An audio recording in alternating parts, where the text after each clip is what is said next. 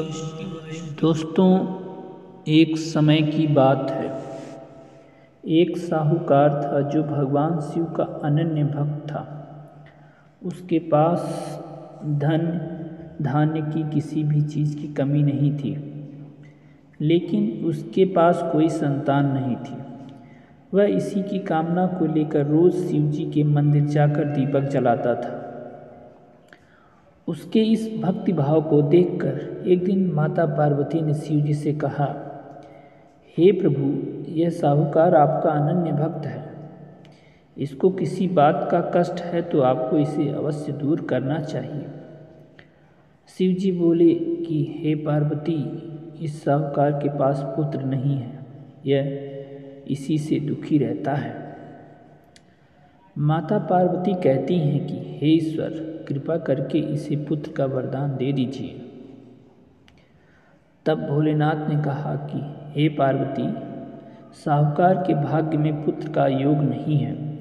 ऐसे में अगर इसे पुत्र प्राप्ति का वरदान मिल भी गया तो वह केवल 12 वर्ष की आयु तक ही जीवित रहेगा। यह सुनने के बाद भी माता पार्वती ने कहा कि हे प्रभु, आपको इस साहूकार को पुत्र का वर दे देना चाहिए, अन्यथा भक्त क्यों आपकी सेवा पूजा करेंगे। माता के बार बार कहने से भोलेनाथ ने साहूकार को पुत्र का वरदान दे ही दिया, लेकिन यह भी कहा कि केवल वह 12 वर्ष तक ही जीवित रहेगा। साहूकार यह सब बातें सुन रहा था, इसलिए उसे ना तो खुशी हुई ना ही दुख। वह पहले की ही तरह भोलेनाथ जी का पूजा अर्चना करता रहा।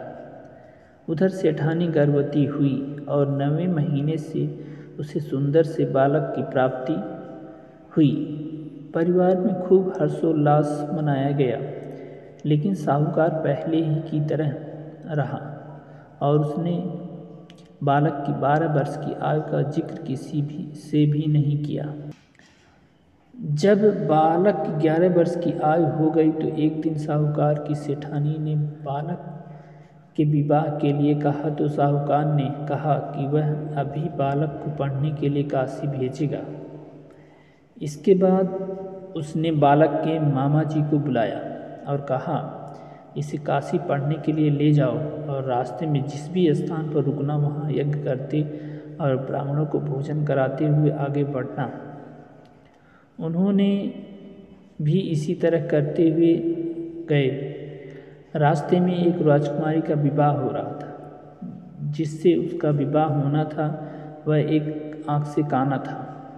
तो उसके पिता ने जब अति सुंदर साहूकार के बेटे को देखा तो उसके मन में आया कि क्यों ना इसे ही घोड़ी पर बिठाकर शादी के सारे कार्य संपन्न करा लिए जाएं। तो उन्होंने लड़के के मामा से बात की और कहा कि इसके बदले में मैं अथाह धन दूंगा। वह भी राजी हो गए। इसके बाद साहूकार का बेटा विवाह की वेदी पर बैठा और जब विवाह कार्य संपन्न हो गए तो जाने से पहले साहूकार के बेटे ने राजकुमारी की चुदरी के पल्ले पर लिखा कि तेरा विवाह तो मेरे साथ हुआ, लेकिन जिस राजकुमार के साथ भेजेंगे वह तो एक आँख से काना है। इसके बाद वह घबरा गई और इधर साहूकार का बेटा और उसके मामा के साथ काशी के लिए चल दिए। राजकुमारी ने जब चुनरी पर अपने लिखा हुआ पाया तो उसने राजकुमार के साथ जाने से मना कर दिया। तो राजा ने भी अपनी पुत्री को बारात के साथ विदा नहीं किया। बारात वापस लौट गई। उधर मामा और भांजे काशी जी पहुंच गए। एक दिन जब मामा ने यज्ञ रखा था और भांजा बहुत देर तक बाहर नहीं आया तो मामा ने अंदर जाकर देखा तो भांजे के प्राण बिल्कुल नहीं थे, वह मरा सा था। तो मामा को पता चल गया कि अभी इसके 12 साल हो चुके हैं। वह बहुत परेशान हुए, लेकिन सोचा कि अभी रोना पीटना मचाया तो ब्राह्मण चले जाएंगे और यज्ञ का कार्य अधूरा रह जाएगा। जब यज्ञ संपन्न हुआ तो मामा ने रोना पीटना शुरू किया। उसी समय शिव पार्वती उधर से जा रहे थे।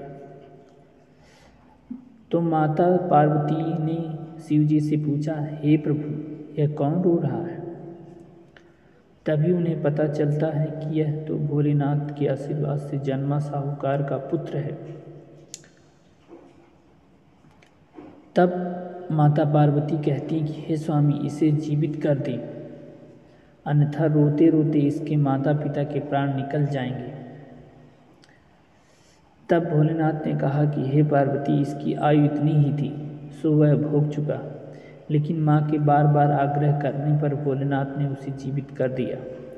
लड़का ओम नमः शिवाय करते हुए उठा और मामा भांजे दोनों ने ईश्वर को धन्यवाद दिया और अपनी नगरी को लौटे। रास्ते में वही नगर पड़ा और जहाँ पे राजकुमारी की शादी एक काना व्यक्ति से हो रहा था। तो राजकुमारी ने उन्हें पहचान लिया। तब राजा ने राजकुमारी को साहूकार के बेटे के साथ बहुत सारे धन धान्य के साथ विदा किया। उधर साहूकार और उसकी पत्नी छत पर बैठी थी। उन्होंने यह प्रण कर रखा था कि उनका पुत्र सकुशल यदि नहीं लौटा तो वह छत से कूदकर अपने प्राण त्याग देंगे। तभी लड़के के मामा ने आकर साहूकार के बेटे और बहू के आने का समाचार सुनाया, लेकिन वो नहीं माने तो मामा ने शपथ पूर्वक कहा।